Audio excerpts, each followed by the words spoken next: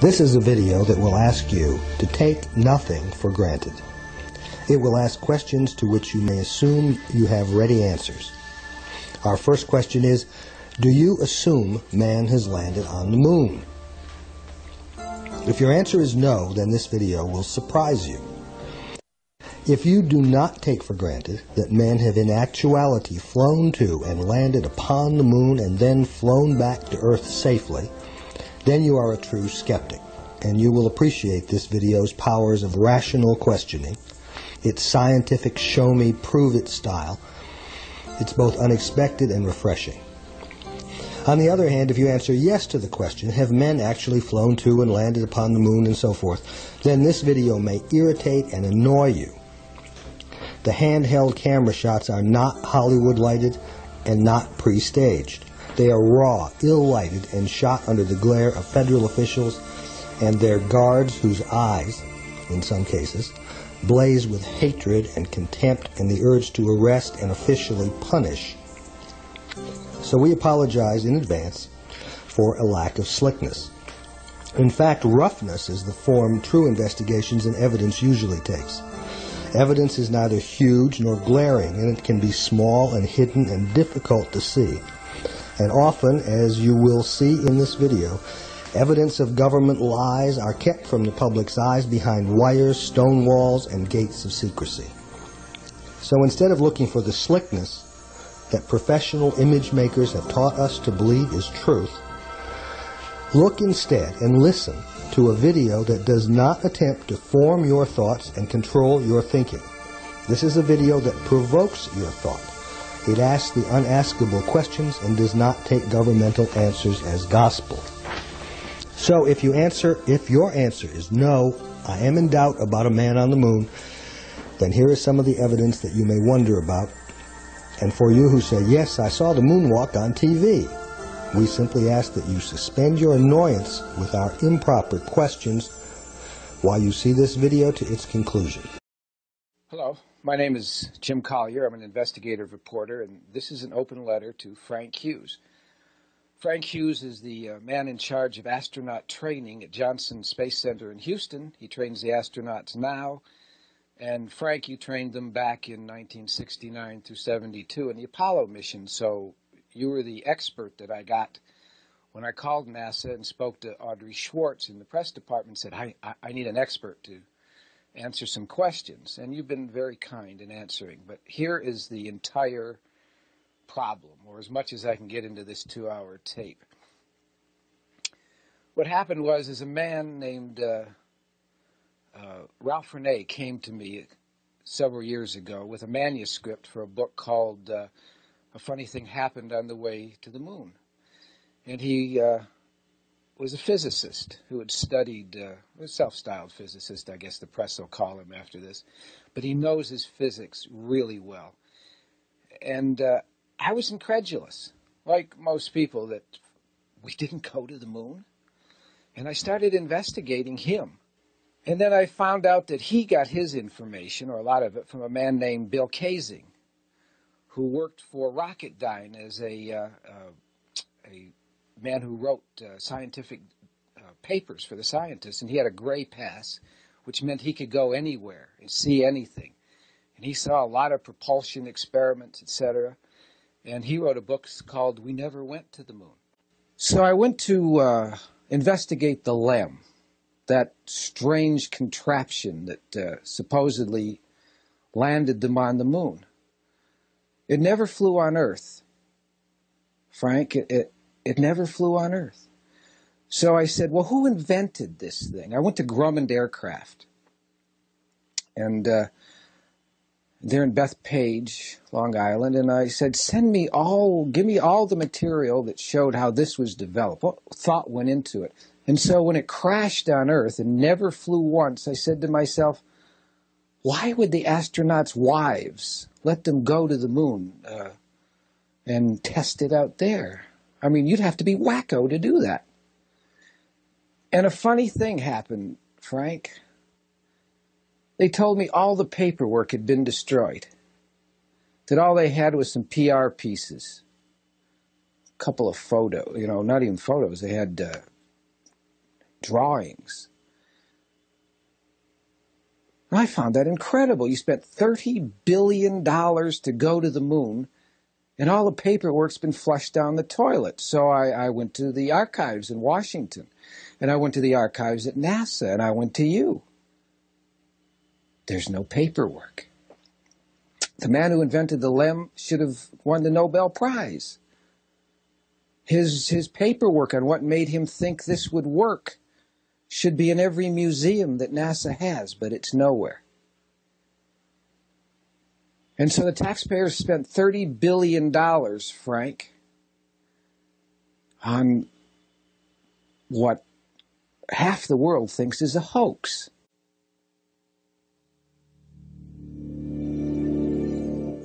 This is the lunar module falling freely toward the moon.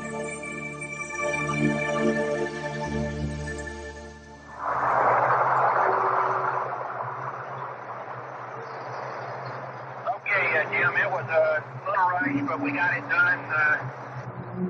Right here, 5-5, Jim, and we're sailing free. One, stand by one, Jim. Okay.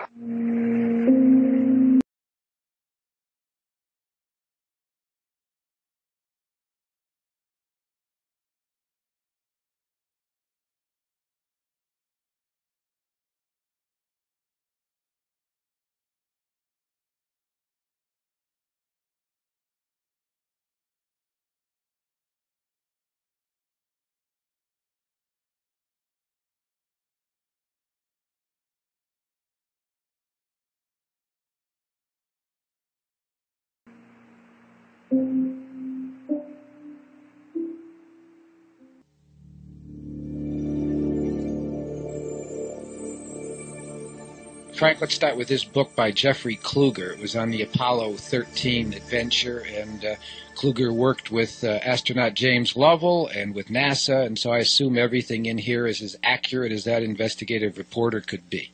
All right, Frank, this is the LEM, and this should have looked like a rocket. You can see how it's back here. It's lopsided. And these jets, this one, they're on the top. The theory being that when these jets fired, this is the rocket that held this thing up. When these fired, it should have tipped it over immediately. I want to know the scientific principle, the aerodynamic principle that would have kept this contraption from tipping as soon as these top rockets fired, because we see it later, you'll see, going along the moon's surface, and it's going horizontal to the ground. In other words, these were making it move. But if it's floating on this, 10,000 pounds of thrust right here, and these shoot off, what scientific principle would keep this thing from tipping down and turning and spinning and crashing to the ground? This simulator, the LEM, flew once on Earth, and it blew up, almost killing Neil Armstrong, who bailed out. The LEM never flew on Earth. Now, Frank, one of the most important parts of this investigation was whether they could get in and out of the LEM. And it says in this book by Jeffrey Kluger is that an overlooked fact of the lunar module design was that the door opened inward toward them instead of out, which made it almost impossible for them to get out. It says here that the size inside the LEM where the two astronauts were was barely the size of 2 phone booths. And I measured that. It was 24 inches by 36 inches, and I don't believe they could have gotten out, but we'll see. We're at Space Center, Houston. I have a meeting here with Frank Hughes. Frank Hughes is the chief in charge of astronaut training. He was the only man, he claims, who's left from the Apollo missions, and anything Frank Hughes says should probably be considered gospel. This is a simulator. Remember, this is not a wall here. This I know, but he couldn't get his backpack past the bars that are here. So even though it went back, you couldn't back up because there were metal bars across here. So he could not back straight in. I don't know about bars. Well, you'll see him up there. There's enough room that you could turn around. You know, you could put it on, you could get yourself situated, your buddy helps you get it on and get it running. Now, did they? You had to fold these things up. Remember, this is what I was talking about, the folding up of the controllers. Right. Okay. But That the gave panel you- sticks out here about 8 inches. Yeah, So it takes up. Can I measure that? sure. It takes up about. If that's 36 inches from the front to the back, it takes up about 8 of those inches. But you had plenty more inches here. Yeah, but you can't back up into that, Frank. That's my problem. I mean, they may be there, but You can back up into it. That's what I'm saying. To you. all right, you have about 24 inches Where? from here to the front of this panel. Now, when they come from the command module into the limb, they have to come through this tunnel and drop this hatch. And this space from here across is also only about 32 inches at best. It's slightly less wide than the front door. All right. Here is where this is half the section. One man stands here, his feet are rooted to these, this holds him from floating down here, these sections. You'll see it in the video. This is half the door, about 18 inches. And from the front to the back is about 32 inches, because when the doors open, the door hits the bulkhead in the back.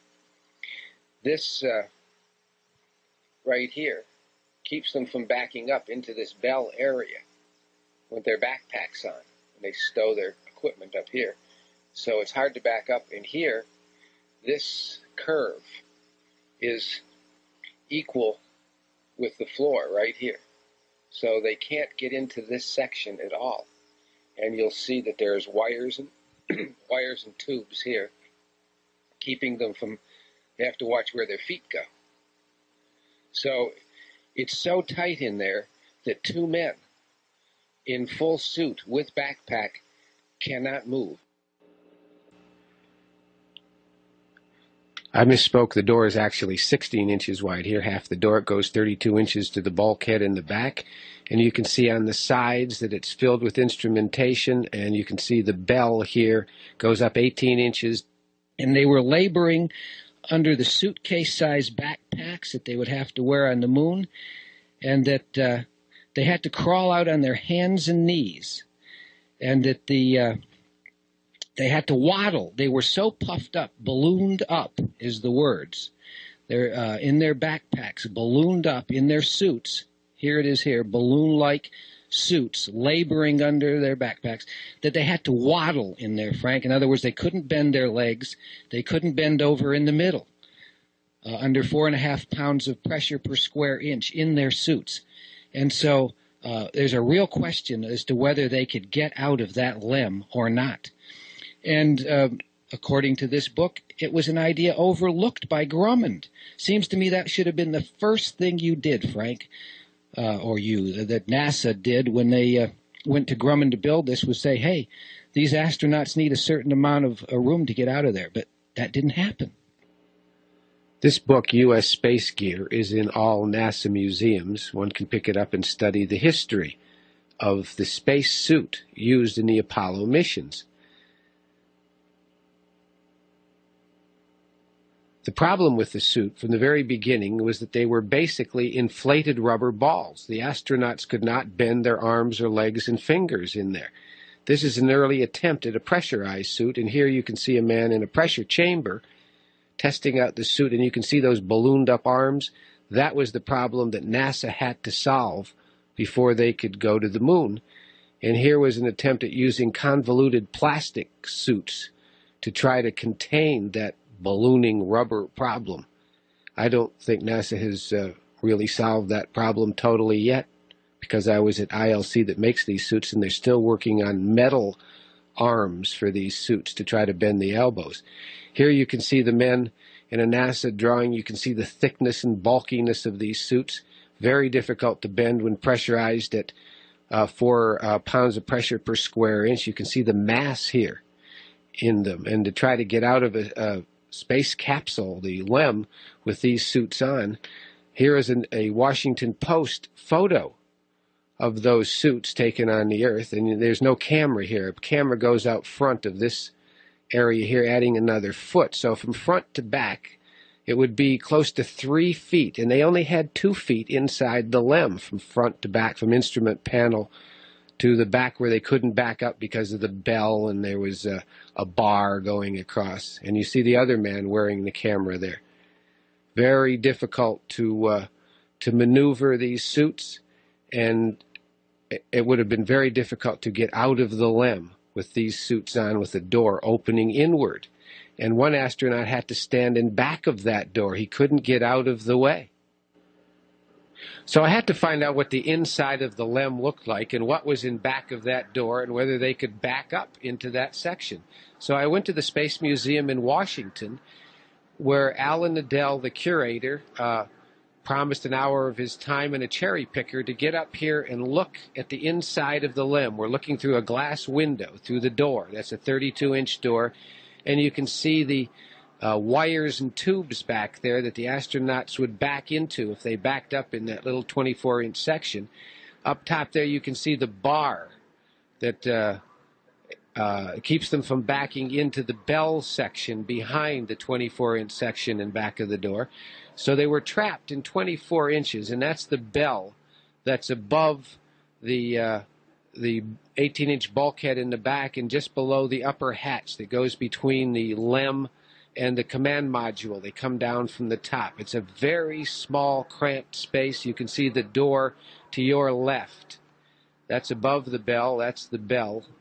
There's about 3 feet between there and the ceiling, where the hatch is, that they come between the command module and the LEM. There's the door. It's about 2 inches wide, taking up more space. And you can see that instrumentation in back of that door. They couldn't back into there with their backpacks on without chancing breaking or those instruments or flipping toggle switches. It was very delicate. They could spend the rest of their life on the moon if they made a mistake back there in those bulky suits. That's what I was trying to get. But now you can see the instrumentation again. I'm trying to get a cherry picker here to go up because the curator, Alan Nadell, was giving me a hard time. I drove 5 hours to get to Washington to measure the inside of the LEM. You can see the floor there from front to back is 32 inches, 24 of it usable because the upper panel is in the way above the door, and you can see the delicate tubes and wires there that they couldn't back into without possibly breaking. They had to be very careful. You don't have two chances, and one astronaut had to back in back of that door once it opened to the inside, and it's only 36 inches from side to side and 24 inches to the back. And so the astronaut had to get out of the way. Two men in there, shoulder to shoulder, were cramped like two men in a phone booth. Now here's Alan Nadell, the curator, who refused me the cherry picker in the beginning after promising me I could have it. But I finally got him to give it to me. And it's coming now so I could get in closer to measure it. And Nadell was not happy with me at all. Now we're trying to get in closer. This is through the side window of the LEM. I'm trying to show you the panels on the side where they couldn't put their backpacks in. That yellow bar is in the center. And this here, you can see the space between the ceiling and the bell there is about 3 feet. There's the top of the bell. That's above the engine, the bell. And they come down through the hatch between the LEM and the command module. Those holes in the floor are where their feet are attached to keep them from floating, and you can see the astronaut stations are directly in front of the door.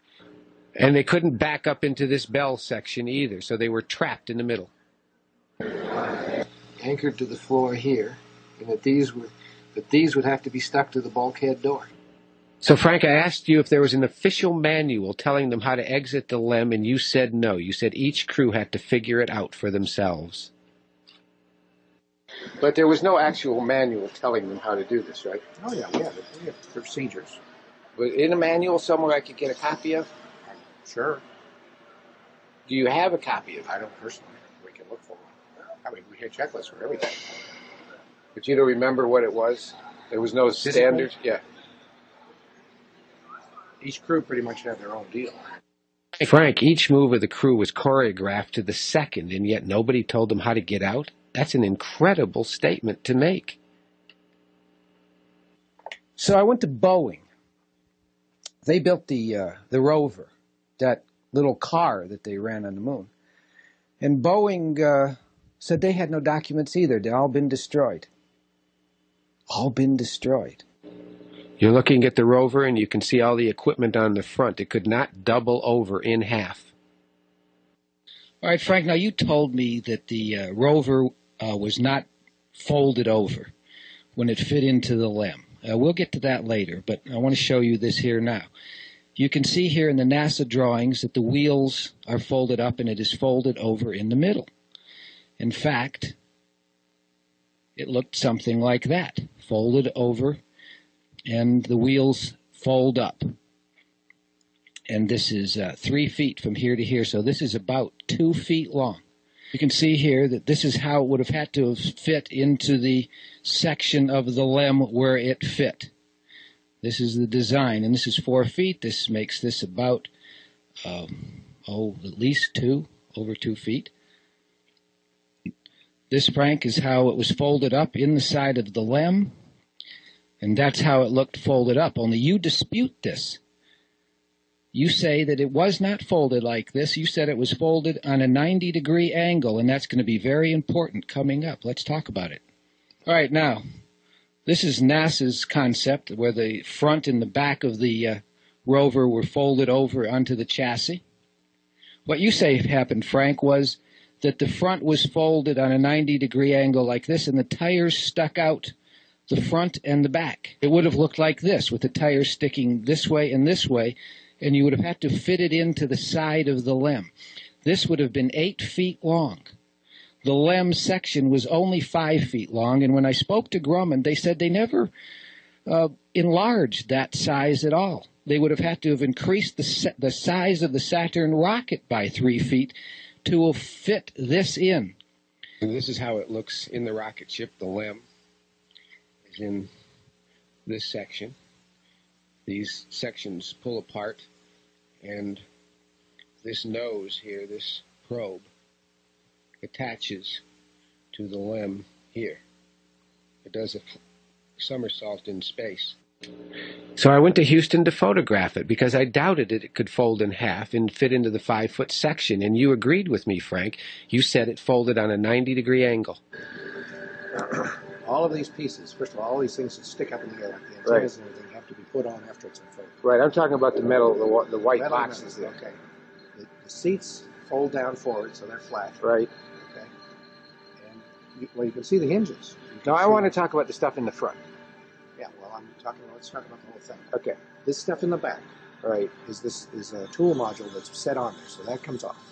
They put So that on the moon? Yeah. Yeah, that comes from that other equipment bay. Remember I pointed it out Okay. on the LEM? Okay. All that stuff is in there. All your tools, everything. So that's off. That's flat. Okay. All right. The seats are where your batteries are. Right. You're sitting on the batteries, effectively. Okay. All right. So the seats fold down, flat. Okay. Right. And now, right behind or in front of each of these wheels, there's a hinge point. That goes Right. across. Okay. So then this piece folds up this way, 90 degrees. Right.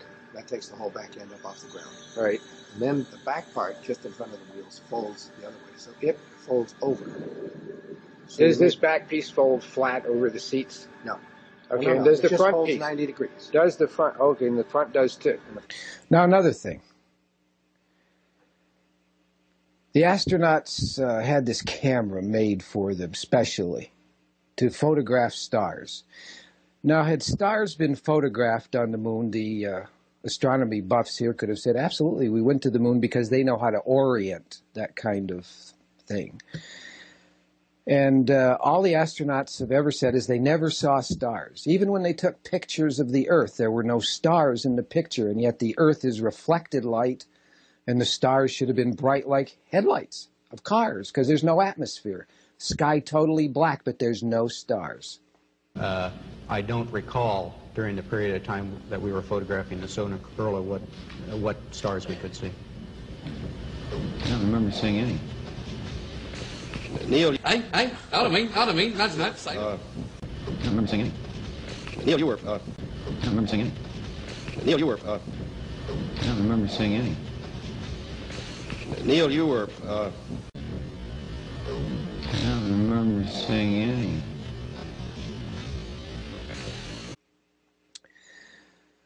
And even in some pictures, the Earth is about the size of the moon, which it should have been at least 4 times bigger. And so the people who are your critics, Frank, say that was a phony shot. Somebody should have thought of that.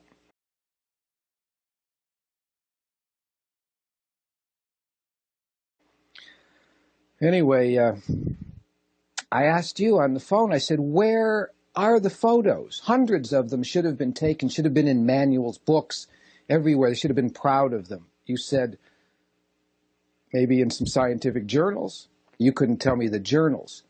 That would have proven you went to the moon, Frank. But there's no stars in any NASA photos, so we can't prove it that way.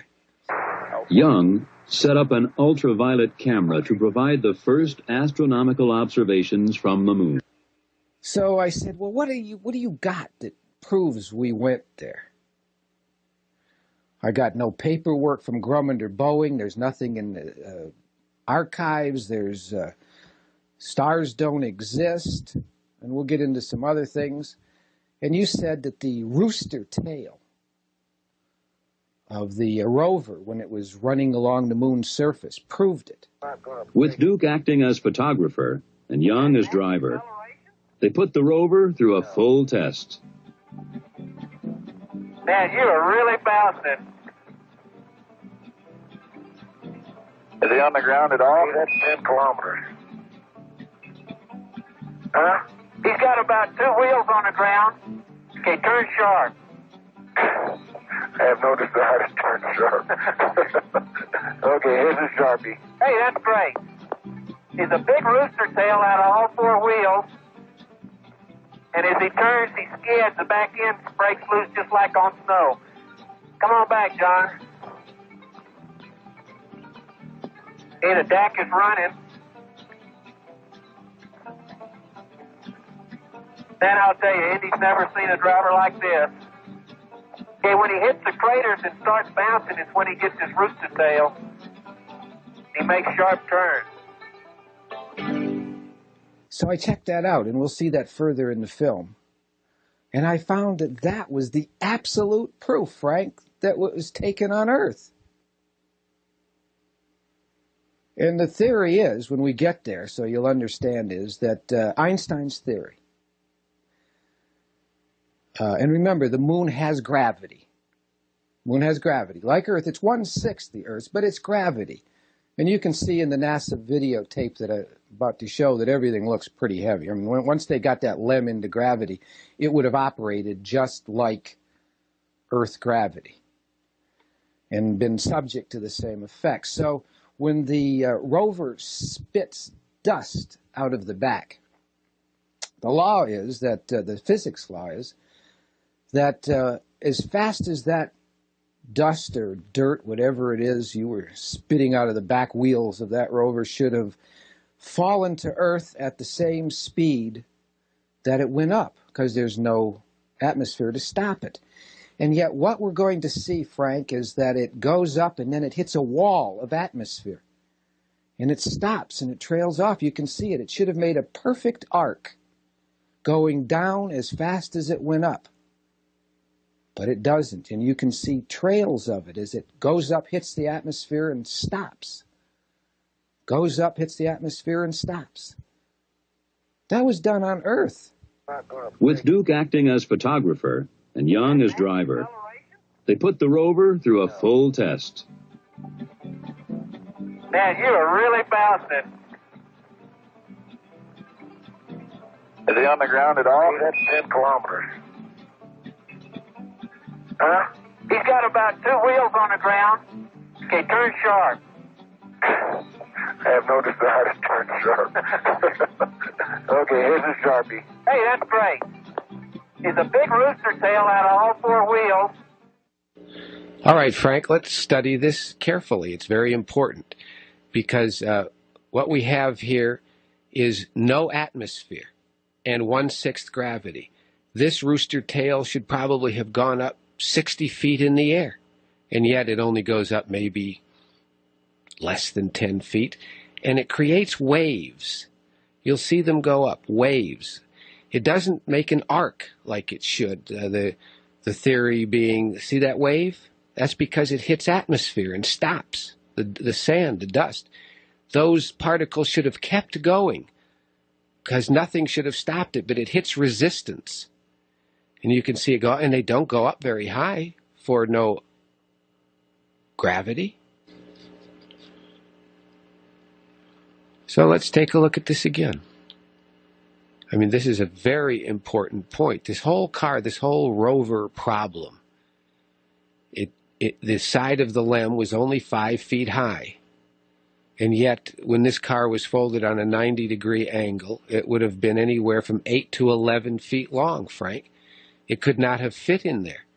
And later we're going to see when they take the LEM in Apollo 15 the rover out of the LEM in Apollo 15, you don't actually see them doing it. You obscure the photography so you can't see them take it out of the side. Now watch here. We're going to have those waves.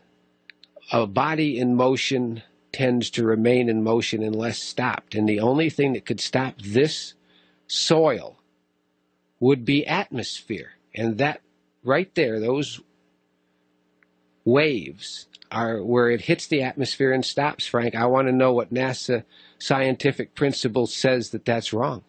How on the moon could it create a wave like that? The dirt should have gone all the way through in a perfect rainbow arc. Watch again. It's very important. See those waves coming back in? Waves, lines like on a graph, telltale signs that it's hitting a wall of thick atmosphere and the dust is being suspended in it. They should not be there. You have to explain to me how they could possibly be there in no atmosphere to say that you were on the moon. And this was your definite proof, you said. You hung up on me at this point. You were exasperated and said you wouldn't talk to me anymore because I didn't believe that this was real. Let's take one more look at it. Like on a graph, there's a wave. The dust particles go up and get stopped. This was your proof. And this is my proof that it was taken on Earth.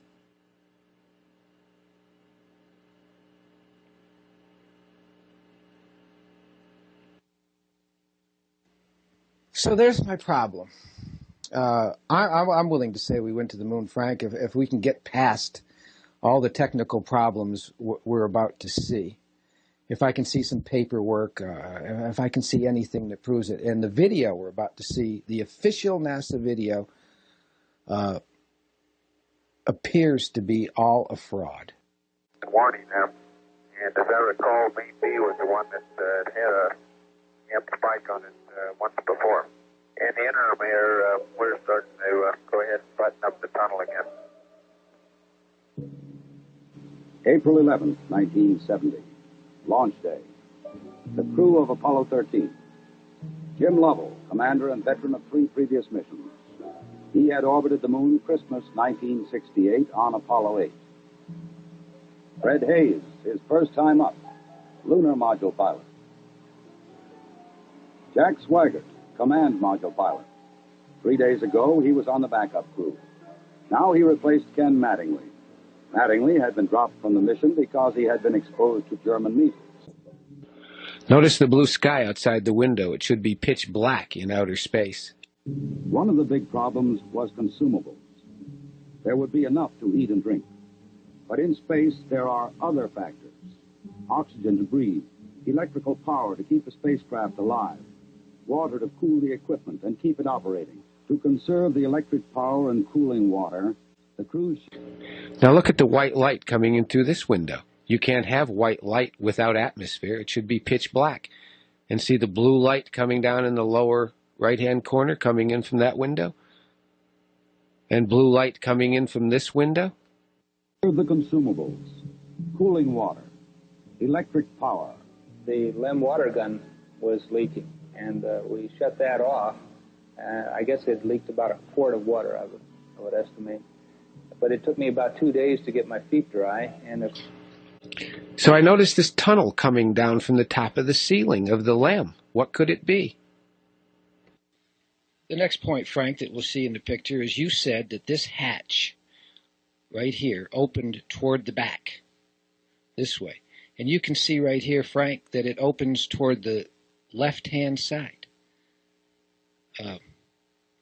I don't know why you told me it opened toward the back, except that in the Apollo 13 shot, we're going to see that it opens toward the back, and I claim that the Apollo 13 video here was all a fraud.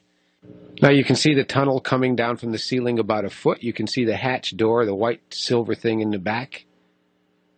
One of the most important pieces of evidence that we found was this drogue and probe here. This is the front of the command module right here. This here part is called the probe. It attaches to the LEM and pulls the two together in space. This is the opening to the LEM tunnel, and I measured it. It's only 27 inches across, although NASA says it's 32 inches across. And there's metal connector boxes in there. In the end, it was only 24 inches of clearance. This is an artist's concept of what it looked like inside. The astronaut is in the command module, and the probe and the drogue is in the LEM, and they have to go between the two. He has to take that equipment out of there. And so when I measured it, it was 27 inches across, and with the boxes inside, the drogue connector boxes, which you'll see, it only had 24 inches of clearance, and 24 inches, in a man in a blown-up spacesuit trying to get through that tunnel, he would have torn his suit. It would have been a very tight squeeze, but you'll see in their simulator it wasn't. What you see here is the drogue. This is the part that fits into the tunnel of the LEM. Before they open the tunnel. This is the probe attachment that fits into it from the command module. Pulls the two together. This is the command module, which we just showed you, and you can see here the latches attached to this metal ring around the outside. Very important. So in Washington, I videotaped it, and you can see a box inside there that connects the probe, and it looked like it was only about 27 inches wide. So I tried to get over there and measure it, but Alan Nadell would not allow me. When I got this close, he forced the cherry picker away and said, "You cannot measure that hatch." Alan, I wanted to get that hatch, and it's really important that I get the size of the width of that hatch, and we do have a few minutes to get it. Is there any reason why I can't?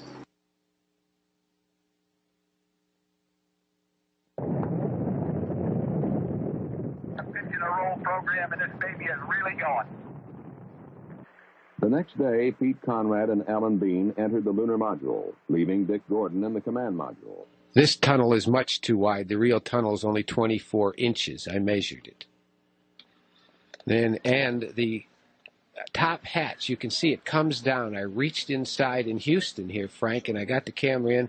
You can see that it is attached to the left, and that it's only about an inch down from the ceiling. That inch is very important. You couldn't waste 10 inches of space, and yet in the simulator in Apollo 13, you will see that the tunnel comes down about a foot. It's not the same tunnel, and that this attaches to the left-hand side, not to the rear. Therefore, the Apollo 13 shots had to be taken in the simulator and not in the real LEM. And you can see that this hatch opens to the left. There are too many rivets and no connecting latches in this tunnel.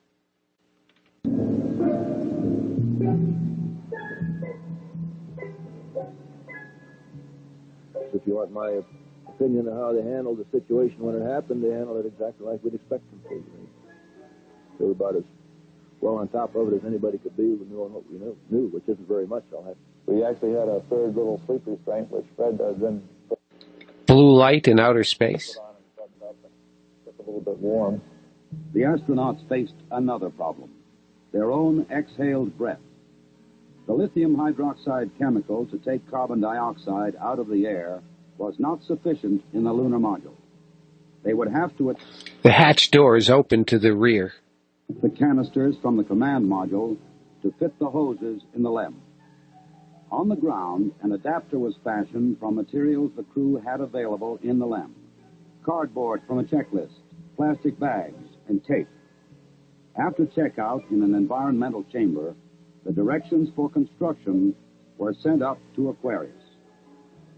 At this point in time, I think the partial pressure of carbon dioxide was reading about 15 millimeters. And we constructed 2 of these things and put them online, and I think within an hour, I believe this is astronaut Lovell here with his hand on that funnel-shaped instrument coming down from the ceiling, and he dives down 7 feet. There should have been a bell there to stop him at about 3 feet.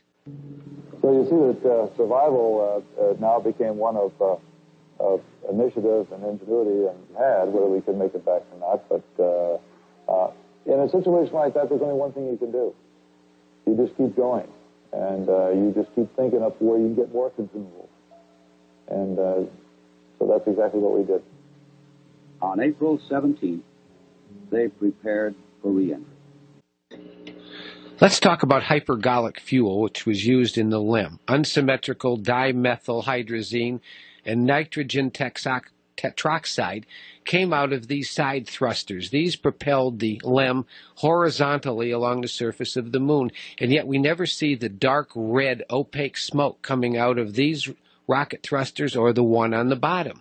We should have seen that because the smoke burns dirty. So I asked you about that, Frank, and you said if it had hypergolic fuel, Hypergolic, right. and so it with hypergolic fuel is opaque when it burns. Opaque? It has smoke. There's no smoke. No smoke in hypergolic fuel. I mean, the combustion is very thorough, okay? I mean, the 2 chemicals combine so well.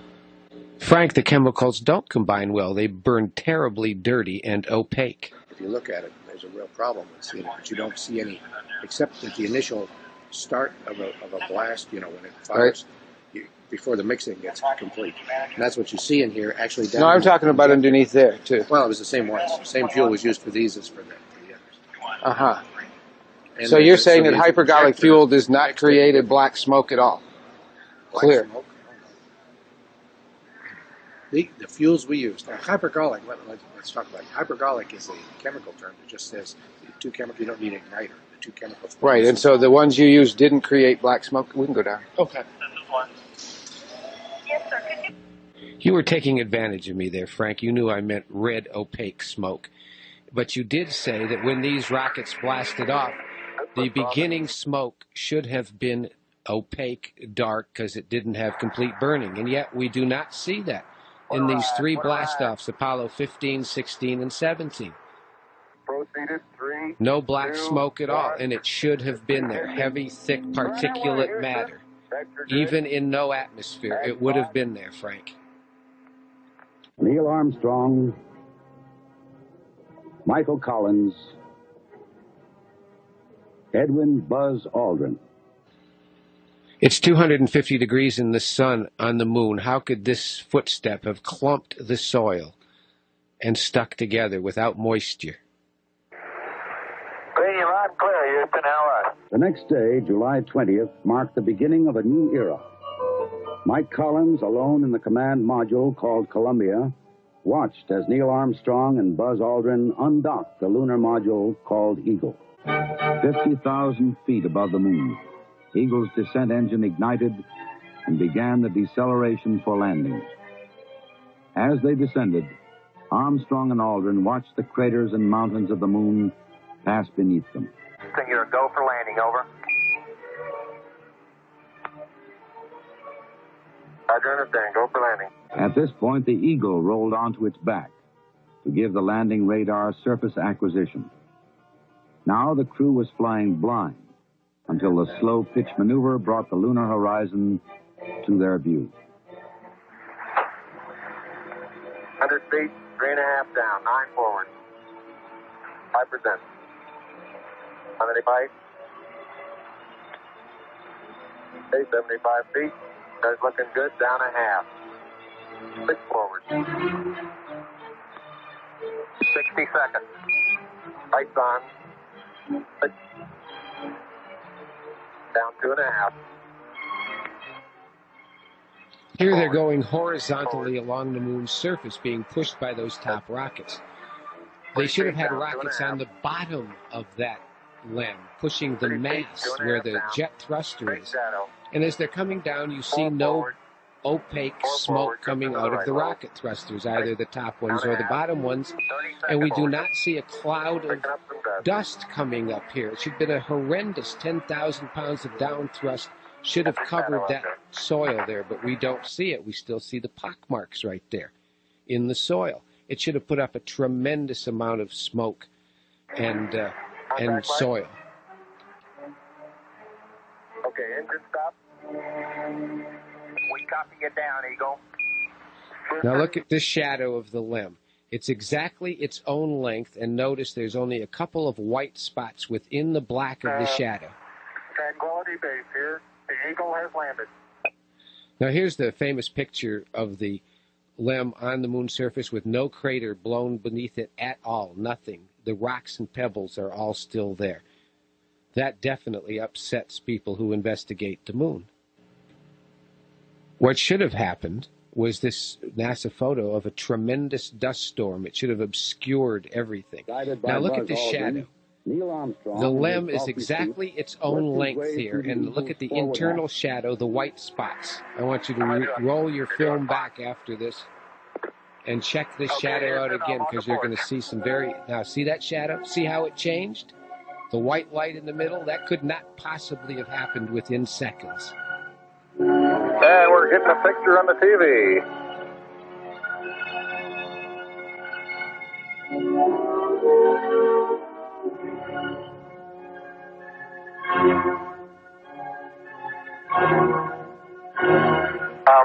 At the foot of the ladder, the LEM footbeds are only depressed in the surface about 1 or 2 inches. There it is again, the wrong shadow. Look at your original shadow.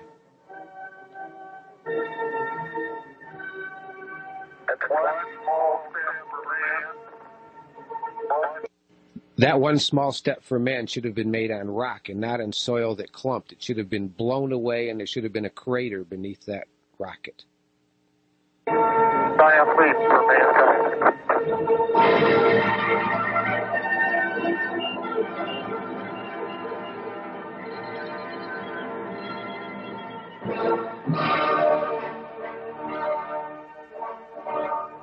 There seems to be no difficulty in moving around as we suspect that it's even perhaps easier than the simulations of 16G that we performed in various simulations on the ground.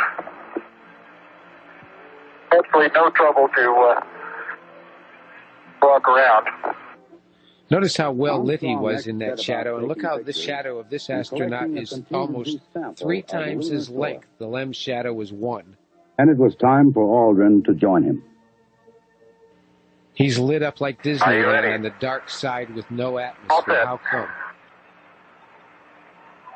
Now I want to back up and partially close the hatch. Making sure not to lock it on my way out. Particularly good thought.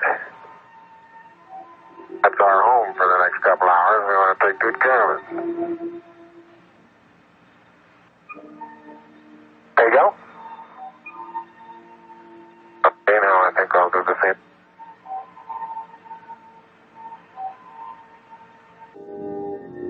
And as we watched them plant the flag of the United States in the lunar soil, we perhaps wondered, what dream dreamt today by what impractical dreamer will be tomorrow's reality?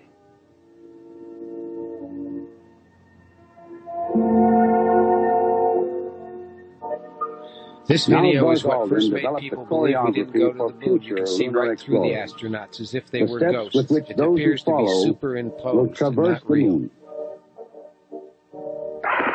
You do have to be rather careful to keep track of where your center of mass is.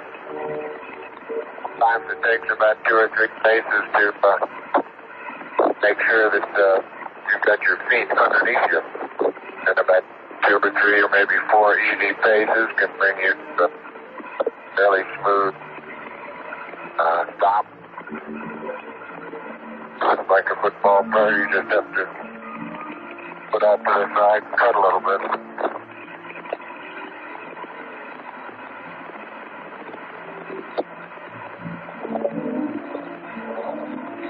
So-called kangaroo hop does work, but it seems your forward ability is not quite as good. Go ahead, Mr. President. This is Houston out. Hello, Neil and Buzz. I'm talking to you by telephone from the Oval Room at the White House. And this certainly has to be the most historic telephone call ever made. Because of what you have done, the heavens have become a part of man's world. And as you talk to us from the Sea of Tranquility, it inspires us to redouble our efforts to bring peace and tranquility to Earth. For one priceless moment in the whole history of man, all the people on this earth are truly one. One in their pride in what you have done, and one in our prayers that you will return safely to Earth. Watching their loping, skating stride, it was as though we peered through a lens that distorted time itself.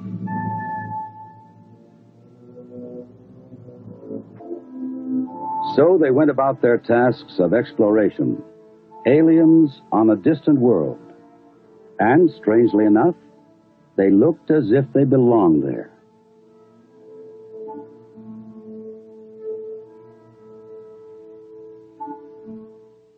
And here's that famous photo again. They're on the moon. You can see that the ghost in that picture has no camera. He should have been totally clear. And he's about 18 feet away. And the camera is being taken from a down angle above the astronaut. That's impossible with a camera on the chest of the man taking the picture. You have approximately 3 minutes until you must commence your EVA termination activities. Over. Roger, understand.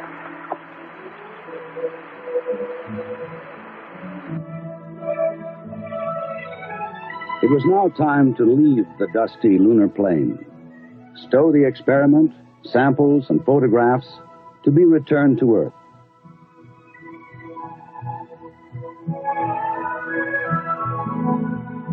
Verified secure. Next, jettison the now useless equipment, clean house in the Eagle, and rest for the next day's liftoff and rendezvous. All right, I found a strange phenomenon in this takeoff. The foreground at the lower left-hand side never seems to move, although they're taking off straight up. They shouldn't be taking off on a horizontal line. Now watch that crater, and down at the lower left-hand corner in the light, it doesn't move. It doesn't change in size. Just the top seems to be moving. And they should be taking off up to 50,000 feet straight up, not on some type of horizontal movement. Now you can see how clear the lower left-hand corner is. Up and away from it stays clear. It seems to stay basically the same distance away. The top just seems to be flowing into the center of this picture. You can still see it absolutely as clear, absolutely the same distance away down on the bottom. And they should be going straight up. And what is that white thing that just went across?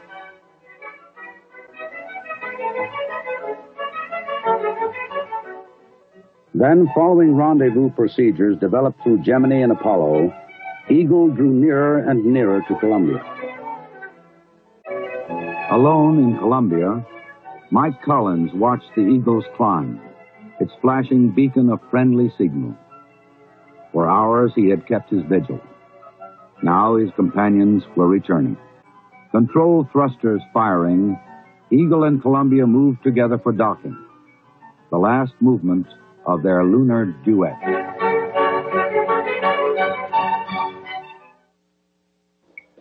Charles Pete Conrad, Richard Gordon, Alan Bean. Apollo 12 lifted off in the driving rain. Pete Conrad reports the York program is in. Tower clear. You know, roll program, and this baby is really going. The next day, Pete Conrad and Alan Bean entered the lunar module, leaving Dick Gordon in the command module. Hey, I'll tell you what we're parked next to. Yeah. We're about 25 feet in front of the surveyor tracer. That's good. That's where we want it to be. I bet you when I get down to the bottom of the ladder, I can see the surveyor. Okay. Down to the pad. Okay. Man, that may have been a small one for Neil, but that's a long one for me. Oh, you'll never believe it. That's what I see sitting on the side of the crater. Now, Pete Conrad collected a preliminary geological sample. Notice the length of his shadow. It's more than 3 times his length at this point. But I can walk quite well. Seems a little weird, I'll tell you. How Al Bean left Intrepid to join Conrad on the surface of the moon. Good shape. Here, I'll pull the hatch closed here. Okay. Don't lock it. How did they get this kind of lighting on the dark side of the LEM with no atmosphere? There's a river cone over there. And we're about almost 2 hours now. That's at least 30 minutes up there. This will take longer than we expected. How does the sun have rays with no atmosphere and perfect seeming in each photo?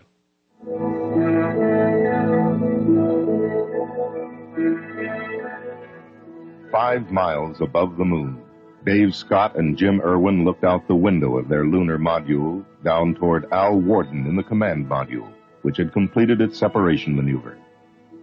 Beneath them, the 15,000-foot peaks of the lunar Apennine Mountains.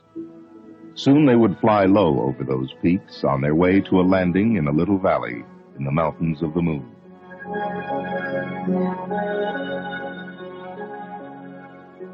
Coming up on pitch over. P64, okay? Nav LPD. LPD. Coming right. Out their window, they could see the sinuous meanderings of the lunar canyon known as Hadley Rill as they brought their lunar module, call sign Falcon, toward its landing, and the beginning of what would be one of the most significant chapters in the history of scientific exploration. Here they're moving horizontally along the ground in very precision, slow motion. The 10,000-pound thrust rocket below them is holding them up from falling because they weigh many tons. And the top thrusters have to push them. Those rockets, those top thrusters should have been on the bottom, pushing that mass. But they're not. That's a very big question in the development of the LEM. I want to see how they figured the top rockets wouldn't have tipped this over. And now they stopped it. So precision, and it's coming down.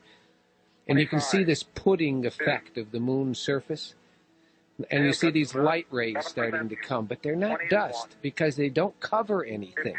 You can still see the pudding underneath. It isn't covering, and it isn't coming from the rocket center, which is in the center of your picture. It's coming somehow from the front, and nothing gets covered up. And there's no corona of dust thrown out here from the rocket, and there's no fuel. It is on the plane ahead. I can see Pluton and Icarus. As Scott stood describing the craters and mountains, we on Earth perhaps did not yet realize the scope and extent of the coming mission. Aboard the lunar module was a small dune buggy-like car called the Lunar Roving Vehicle, or just plain rover. The astronauts would travel miles in collecting samples and placing and conducting experiments. There are no sharp, jagged peaks. There are no large boulders apparent anywhere. The journey of Apollo 15 had begun 4 days earlier, July 26, 1971. The crew, Dave Scott, spacecraft commander and veteran of Gemini 8 and Apollo 9. Jim Irwin, lunar module pilot, who would explore Hadley Rill and the Apennine front with Scott. Al Wharton, command module pilot, who would remain in lunar orbit operating an extensive array of cameras and experiments and making observations. Hello, Houston. The Endeavour is on station with cargo, and what a fantastic sight. Oh, this is really profound. I'll tell you, this is absolutely mind-boggling up here. Gentlemen, I can well imagine that a foreign planet must be a weird thing to see. Their first job was to get the Watch them lunar take the roving rover out of here and of see its those wheels storage bay. flop. That would have probably broken them. Coming down okay? All the photo or video of this is fuzzy and obscured. It's all we have of NASA trying to show this rover coming out of the side of the limb, and for sure, it was not folded on a 90-degree angle. Like soft powder snow. Next, the astronauts tried out the rover. During this test drive, one failure showed up. The rover was designed to steer through both its front and rear wheels. I don't have any front steering, Joe. Like this rear steering, Dave. Yeah. In use, the absence of front wheel steering would hardly be noticed. Then they loaded the equipment they would need for their geological survey and boarded the rover for their first exploration.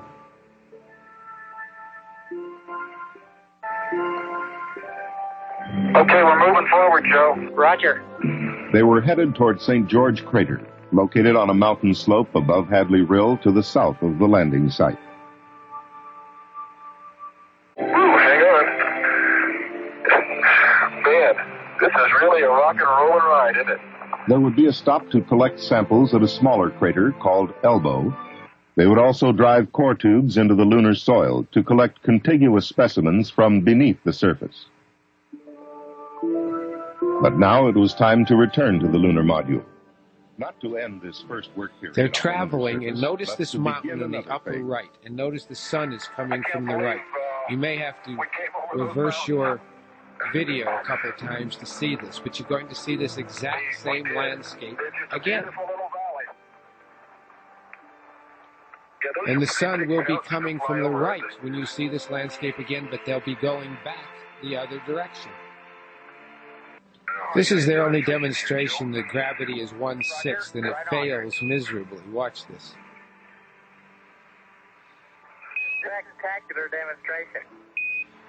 Oh, well. Enough of that. Lovely. What was that? They should have thrown a ball in the air, and it should have gone up 60 feet. Why didn't they do that?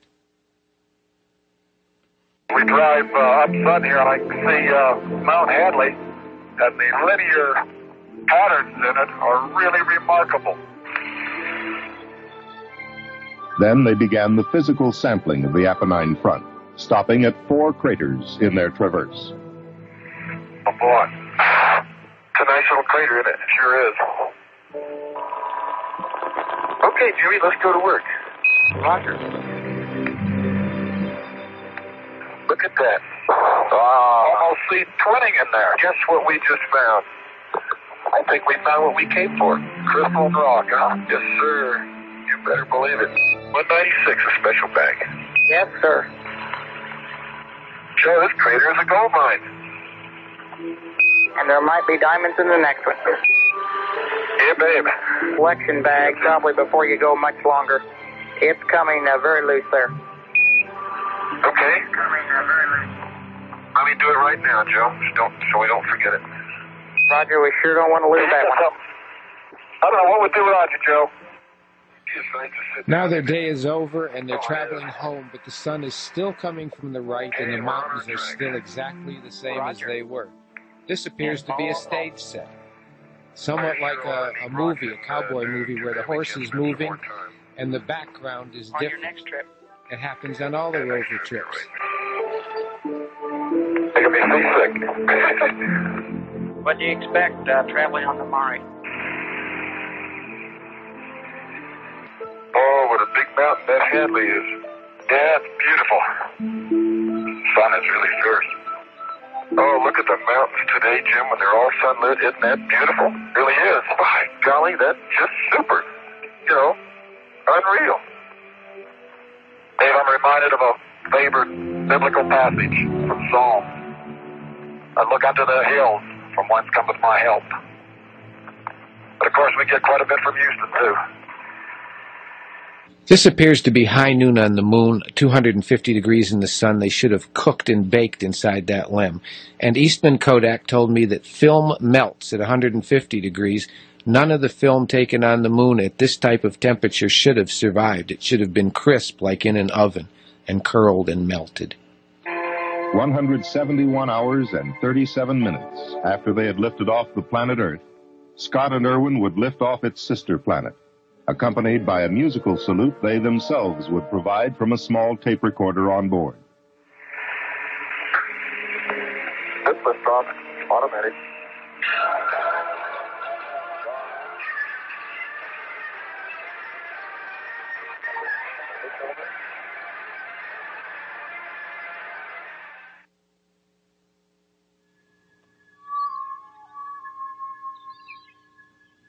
April 16, 1972.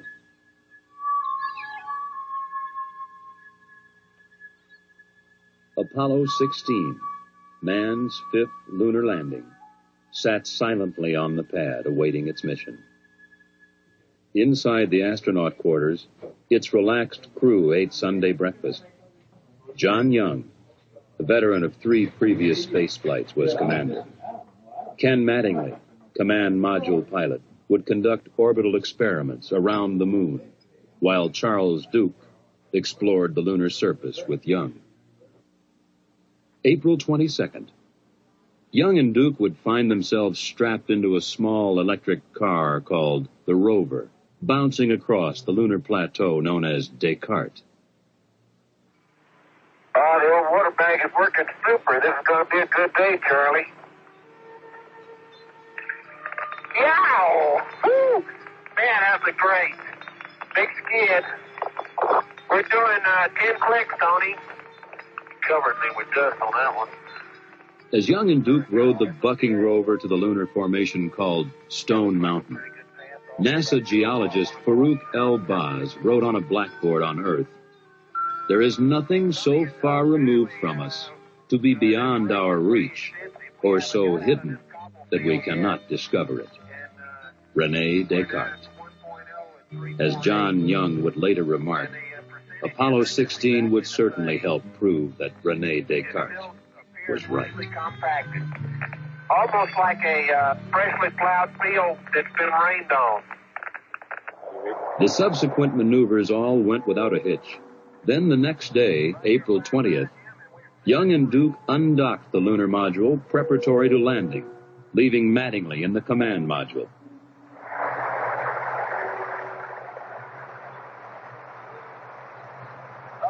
Jim, it was a little rush, but we got it done. Run your 5-9, Jim, and we're sailing free. 1, stand by 1, Jim. Okay, we're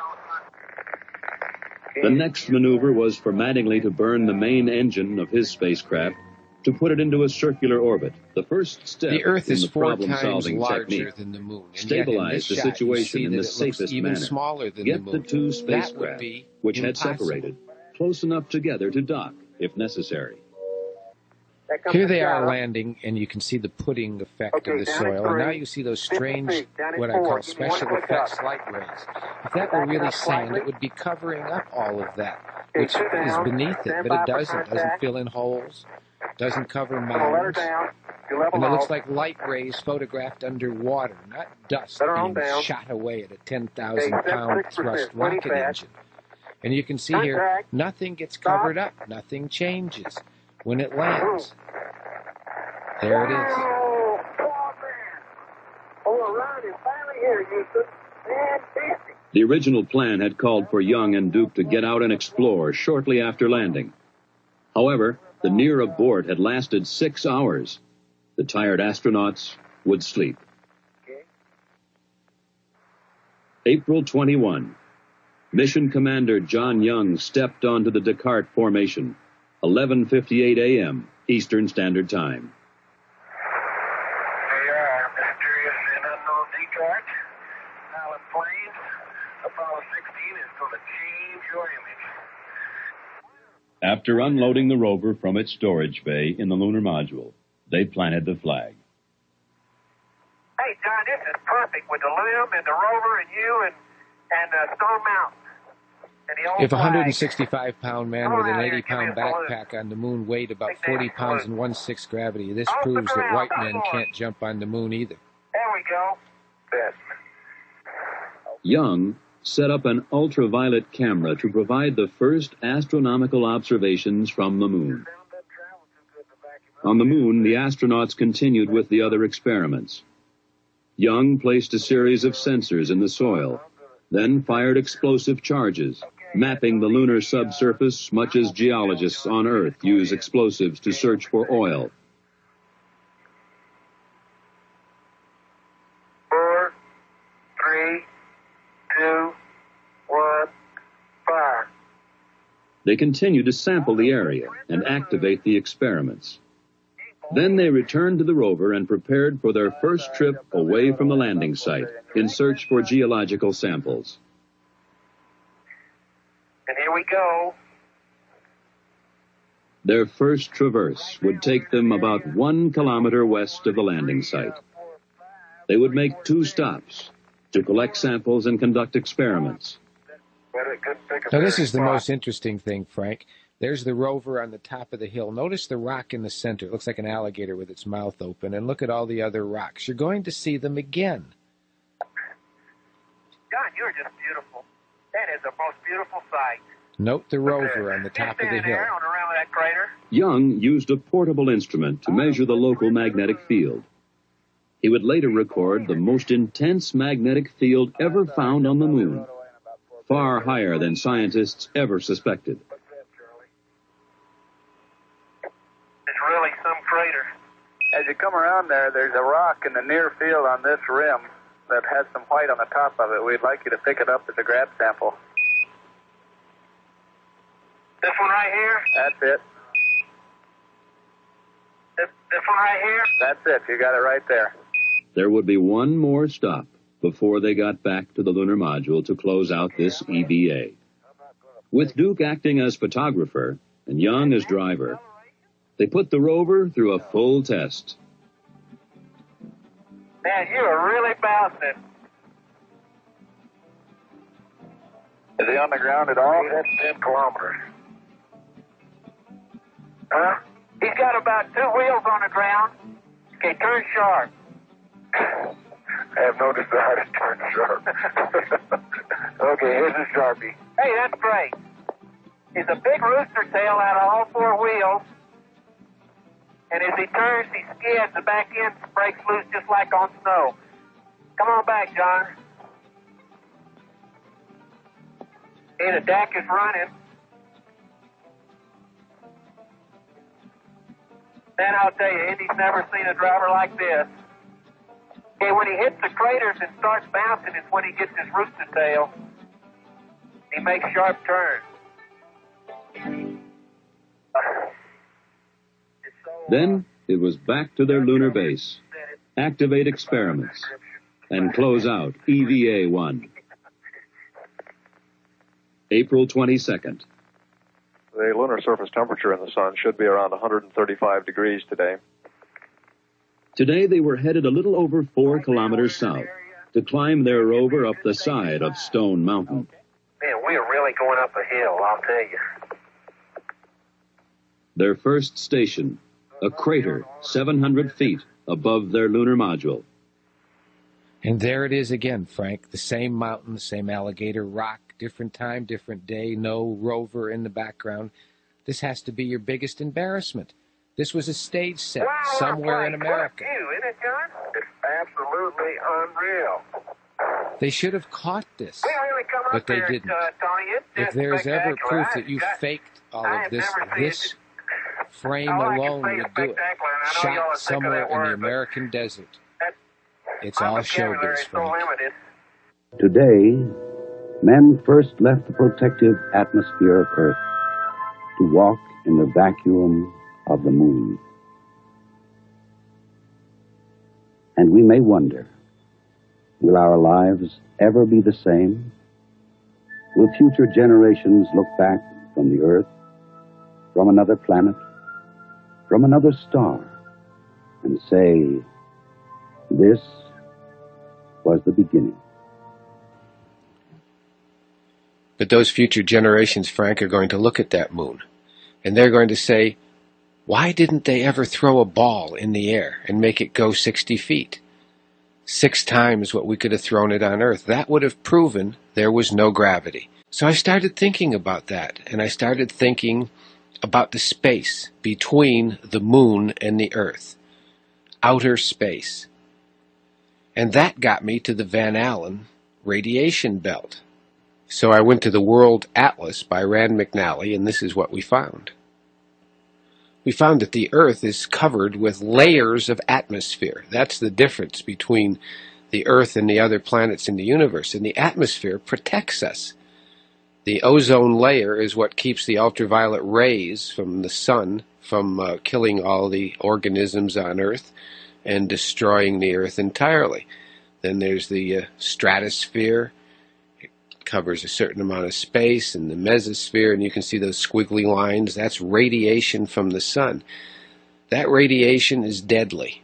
It will kill. The reason that there's no life and that scientists look at other planets and are amazed when they find life is because the radiation from the sun will kill all life, all organisms. Solar flares come up from the sun and they radiate through the entire universe. And they will kill anything, including men who go into outer space. But what protects us, according to a man named James Van Allen, who discovered this layer right here, the magnetosphere, is this layer. It's about 560 miles up, and it stops that radiation from coming into the Earth. But if you go beyond that layer, you get into a soup of radiation that will kill. And if you're running around on the moon or in a spaceship not protected by lead, you'll most likely die. And in the years of 1969 to 1972, that was some of the biggest solar flares in the history of solar flares that we were covering, according to Ralph Renee's book, NASA Mooned America. He did some extensive research on that and found that solar flares at that time were enough to fry the astronauts. So I started wondering why the astronauts' wives would allow them to go to the moon unprotected. Chromosome damage, sperm damage, cell damage would definitely be a problem when they got back. And that sent me to the U.S. Patent Office, where I found this drawing. This was a 1969 patent by a man who had studied the problem extensively. Now, that was the year we went to the moon. And in his working paper, he analyzed the problem of radiation in outer space and came to the conclusion we need something like this lead contraption to protect men, not only there, but around the spaceship. Or they would be fried by radiation and most likely kill, definitely periods of vomiting, and that's never talked about by NASA.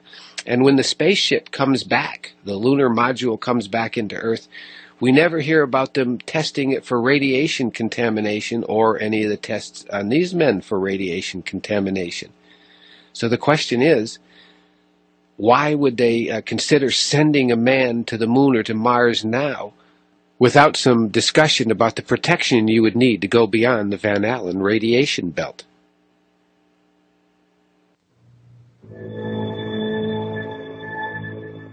Over 3 billion years ago, life first appeared in the seas of an infant Earth.